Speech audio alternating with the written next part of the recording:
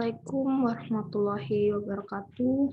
Perkenalkan, nama saya Anitya Susmaningrum dari jurusan Biologi angkatan 2017 Universitas Bangka Belitung. Saya akan menjelaskan dan mempresentasikan mengenai pendugaan biomasa dan cadangan karbon tumbuhan bawah di sekitar kolong bekas tambang timah Desa Terak, Kabupaten Bangka Tengah. Izinkan saya untuk memperkenalkan anggota tim, yaitu Frista Hazunisa, Junita, dan juga Salsa Ananda Ifafa. Dan juga yang terhormat kepada Dr. Edi Nur Cahya selaku dosen pembimbing. Ini adalah lahan pasca tambang timah yang kami lakukan. Kita lihat kondisi lingkungannya. Yang hadir pada lingkungan tersebut adalah vegetasi tumbuhan bawah pendahuluan. Tambang timah itu merupakan kegiatan untuk pengambilan endapan bahan galian yang berada di bawah permukaan bumi maupun juga di permukaan air. Umum dilakukan di Bangka Belitung, baik pertambangan timah milik rakyat maupun juga pertambangan timah milik perseroan. Selain biji timah yang dihasilkan, juga dihasilkanlah limbah berupa tiling. Jadi tiling ini memiliki fraksi pasir yang porositas yang tinggi. Unsur hara makro dan mikro yang sedikit, aktivitas mikroorganismenya tidak ada, sehingga tidak ada penunjang untuk suatu tanaman untuk tumbuh pada lingkungan yang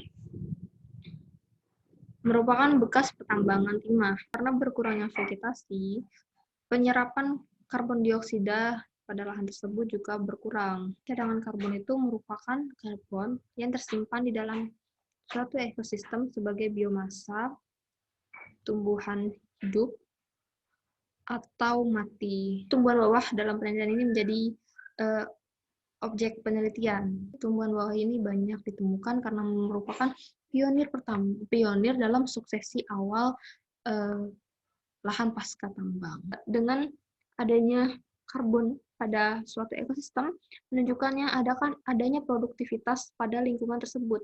Sehingga penelitian ini untuk mencari atau menemukan potensi cadangan karbon pada lahan bekas tambang timah dalam rangka merehabilitasi lahan pasca tambang timah. Berikut ini adalah perumusan masalah dari penelitian ini. Bertujuan untuk menganalisis cadangan karbon dan biomasa tumbuhan bawah di sekitar kolong lahan bekas tambang timah di Desa Terak, Bangka Belitung dengan membandingkan dengan lahan hutan primer dan sekunder pada tahun 2019. Manfaat. Diharapkan dengan adanya penelitian ini, data dari penelitian ini dapat digunakan sebagai bahan acuan untuk penelitian lanjutan dan dapat berkontribusi untuk menyajikan data dan juga pemahaman yang lebih mendalam dalam mata kuliah ekologi pasca tambang. Penelitian ini dilakukan pada tanggal 14 hingga 17 Oktober 2020. Tempat yang kita gunakan itu kolong bekas tambang timah Desa Terak, Bangka Tengah. Jadi ini adalah lahan bekas tambang timah milik warga. Prosedur penelitian. Untuk prosedur penelitian bisa dilihat pada gambar bagaimana kami mengambil sampel tumbuhan vegetasi tumbuhan bawah. Itu yang pertama dari tepi kolong bekas lahan tambang timah diambil jarak sekitar 5 meter. Kemudian di situ kita bisa mengukur mikroklimatnya. Kemudian kita buat plot. Setelah 5 meter kita buat plot pertama dengan ukuran 1x1, kemudian dilanjutkan dengan plot 2 dengan jarak plot 1 ke plot 2 adalah 10 meter. Selanjutnya seperti itu pada plot 3, 4, dan 5. Sehingga sebelumnya kami mengambil 4 arah mata angin untuk membuat plot ini. Jadi 4 arah mata angin itu yaitu utara, selatan, barat, dan juga timur. Jadi setiap arah itu ada 5 plot. Jadi diambil secara metode destruktif, jadi diambil semua, dipanen semua yang ada dalam satu plot, kemudian kita timbang berat basahnya, dicatat, kemudian kita buang, dan kita timbang ulang, kita ambil 200 gram saja dari total sampel dalam satu plot itu. Nah, 200 gram ini yang akan dibawa ke lab untuk di oven, sehingga didapatkan berat keringnya. Kemudian analisis data, kita gunakan pendugaan biomasa tumbuhan bawah dengan rumus Japan International Cooperation Agency atau JICA tahun 2002 dalam Serial et al. 2010. Berat kering total sama dengan berat kering contoh per berat basah contoh kali berat basah total, sehingga bisa didapatkan berat kering totalnya. Penghitungan karbon dengan menggunakan standar nasional Indonesia, di mana karbon total sama dengan total biomasa B kali persentase C organik. Didapatkan hasil yang dapat ditunjukkan pada tabel 1, data biomasa tumbuhan bawah di sekitar kolong. Dari keempat arah, ditemukan kerapatan vegetasi tertinggi ada pada arah timur dan juga utara. Dilihat dari plot yang semuanya terisi, dari plot 1 hingga plot 5. Sementara pada arah selatan dan utara, itu semua plot tidak terisi, yang menyatakan bahwa ada plot-plot yang tidak memiliki vegetasi tumbuhan bawah. Seperti pada arah selatan bisa kita lihat, tidak ditemukannya vegetasi bawah pada plot 1, 2, dan 3, sementara pada arah barat tidak ditemukan pada plot 1, 2, dan juga 4. Berdasarkan hasil perhitungan, didapatkan biomasa dan karbon tumbuhan bawah sekitar kolong pasca tambang timah yang ditunjukkan pada tabel 2, di mana yang paling tinggi itu ada pada arah utara dengan biomasa 0,178 ton per hektar, persentase organiknya 0,47, dan cadangan karbonnya per hektar ton per hektarnya sebesar 0,084.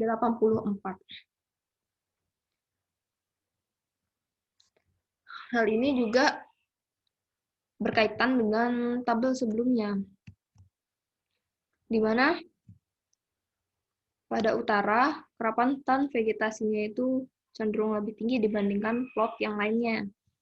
Nah, itu juga mempengaruhi biomasa dan kecadangan karbon tumbuhan bawah di sekitar kolong.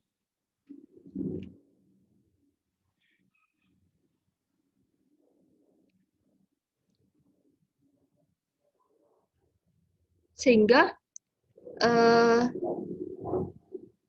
namun hasil ini masih jauh di bawah cadangan karbon dan biomasa pada tumbuhan di hutan primer dan sekunder yang dijadikan sebagai pembanding.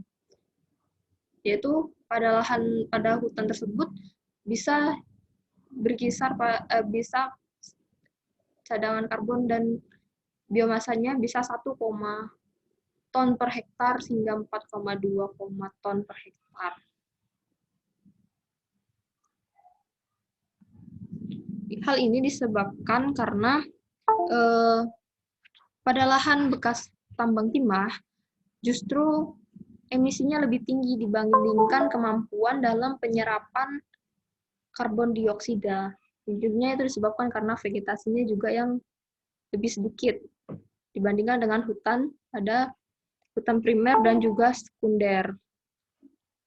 Berdasarkan tabel 2, kita juga dapat mengetahui bahwa setiap penambahan kandungan biomasa tentunya akan diikuti oleh penambahan kandungan karbon, sehingga mereka memiliki korelasi yang positif. Faktor-faktor yang dapat mempengaruhi dari banyaknya karbon yang tersimpan adalah melalui kerapatan tegakan. Seperti yang dilihat pada tabel sebelumnya, kerapatan tegakannya juga berbeda pada setiap arah. Kemudian, semakin besar kerapatan suatu jenis, maka akan semakin besar pula cadangan karbonnya. Kemudian, berdasarkan hasil perhitungan, terdapat penurunan stok karbon tanaman pada sekitar lahan pasca tambang di Desa Terak. Hal ini terjadi karena perubahan lahan. Jadi yang awalnya mungkin hutan, kemudian dirubah menjadi lahan pertambangan, tentunya itu menyebabkan stok cadangan karbon di lingkungan ekosistem tersebut juga akan berkurang.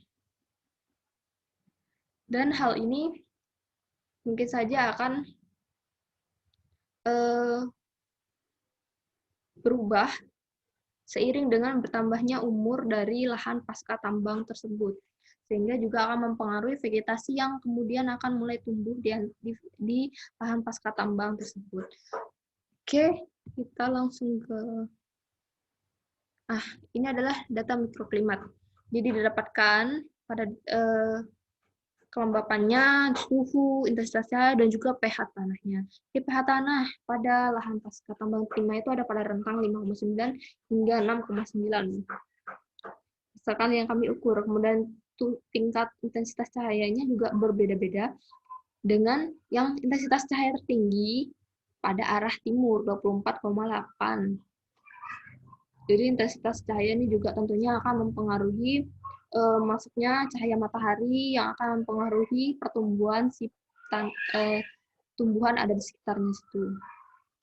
Kemudian suhunya juga antara 30,1 hingga 34,3 derajat Celcius dengan kelembapan 31 hingga 48%.